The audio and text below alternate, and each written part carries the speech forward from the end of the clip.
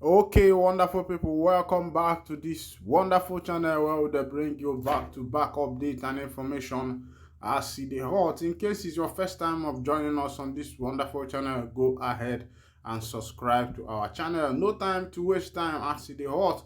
Make I carry you go to the ogbonge news wey be say na im bring me come here.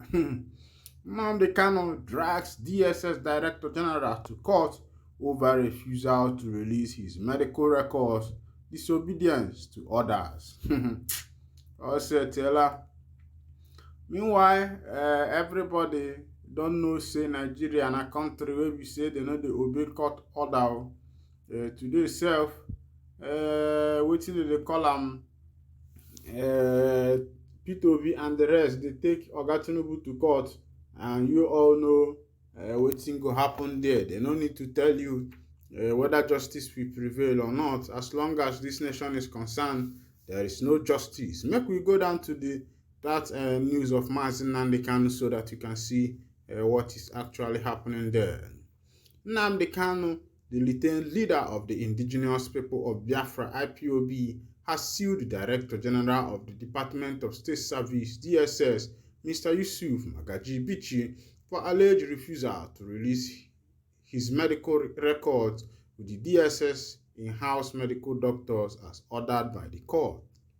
Kanu's lawyer, Ifeanyi Ejiofor, who made this known in a statement, said that His Lordship Justice Binta Nyako of the Federal High Court, July 20th, directed the DSS to, among others, avail Kanu of his full medical records from June 21, 2021 to date. Ejiofor said that although Kanu has been examined by medical doctors of his choice outside the facility of the DSS, his medical records with the DSS in-house medical doctors are yet to be released to him to enable his choice medical doctors make a holistic, informed recommendation on his further prescriptions and plausible medical solutions. Our last check on the extant act of the National Assembly that created the institution of the State Security Service revealed that no section of the law provided for the institution DSS to be above the law. Intrinsically, the DSS is under a binding obligation to obey the orders and judgment of the courts. He stressed that the DSS is not in a position of hand-pick orders and judgment of the court of law to obey and those to flaunt with impunity.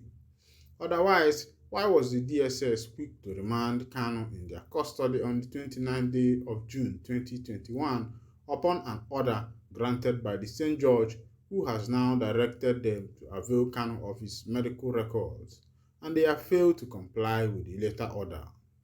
Ejiofor added that recently, the personnel of the DSS have extended their acts of lawlessness by denying Onyendu access to visitors of his choice, in clear violation of subsisting court order. However, our erudite lead counsel, Mr. Mike Ozekumesan, has sworn into action by commencing contempt proceeding against the Director General of the DSS to demand immediate compliance with all the court orders that DSS is currently violating with impunity. He said that efforts are currently underway by our erudite lead counsel, Professor Mike Ozekume, to secure an imminent date for the hearing of the appeal at the Supreme Court following the cancellation of the earlier scheduled date of the 14th September 2023. We shall formally communicate to members of the public once a new date is sourced. My people, una hụla n'okpo ojeme, una hụla n'okpo ojeme n'obodo. A sị na obodo na-adịlọ n'udo, na ọnwụ ike na-emelụ falụ, ife ọjọọ na-emelụkwanụ falụ. The Nigerian obodo has become a country where the rule of law is not obeyed. The other time, the Nigerian Prison Service, Bureau of Correction, and the DSS were fighting over who will be in custody of MFL, the suspended governor of the Central Bank of Nigeria. And when I look into some of these things, I began to wonder, why is there any gain, any special gain that these people will be getting in keeping MFL, the suspended governor of the Central Bank of Nigeria? Because the both parties were fighting. The Bureau of Correction was fighting with the DSS, and the DSS said that they are the one that is going to keep MFL in their custody. And the Bureau of Correction, the prisons, said they are the one that is supposed to keep MFL in their custody. According to the judgment of the court has given a decree that MFL be remanded in the correctional center, that's the prison, the Bureau of Correction. But DSS started a fighting for this man, that they are the one that is supposed to keep him in custody. Then the question here is, what is actually going on?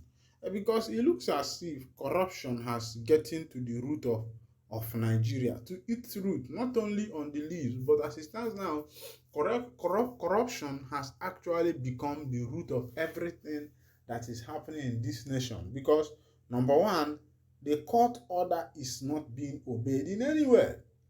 Now, let's go back to what is currently happening between Nnamdi Kanu and the DSS. When Kanu was remanded in the DSS custody, according to agreement, they agreed that he will be given the opportunity to visit three choice persons during his visiting time. And also, the court granted that Kanu should be given the ability, the freedom to go for his medical checkups. The DSS refused concerning that one. Even when Sowore, the AAC candidate for presidential election, when he came to visit Kanu, after hours, he was denied entry. And everybody knew that Kanu was supposed to speak to three people of his choice. And this issue has begun to raise dust. Some people are now asking, since the DSS has not been allowing people to see Mazi Nnamdi Kanu, what is actually happening? Is he still alive? Is he still in good condition? Is he still okay? Is his health condition okay? Is he still speaking? Is he still seeing? Is he still like a normal human being? What is actually happening? And this is the questions that have been in the mind of the people, the Biafrans, the people in the southeastern part of Nigeria. The question is, what is actually happening? What is actually going on? And the country has become a country where the rule of law is not being obeyed. The judiciary is bended, the legislature is bended, the executive is bended, and it looks as if the executive is the one that controls all the three arms of the government.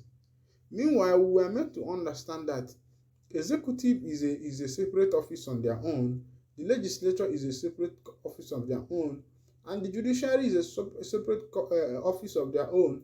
But what they do is that they work hand in hand to complement each other.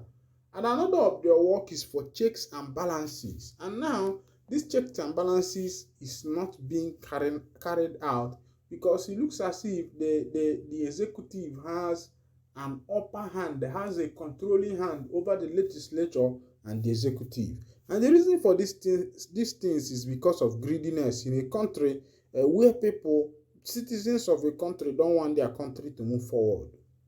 Because had it been that the office of the chief judge of the federation is by merit, you give it to who merits it.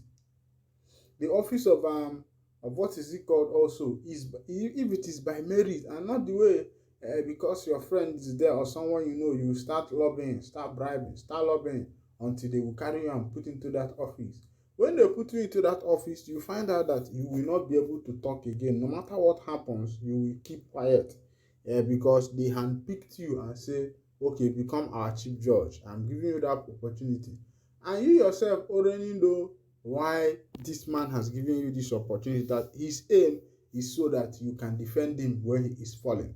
Meanwhile, I'll be winding down the curtain here, and if this is the first time where we say they join us for this wonderful channel, kindly go ahead and subscribe, like, comment, and share. Thank you for listening. God bless you.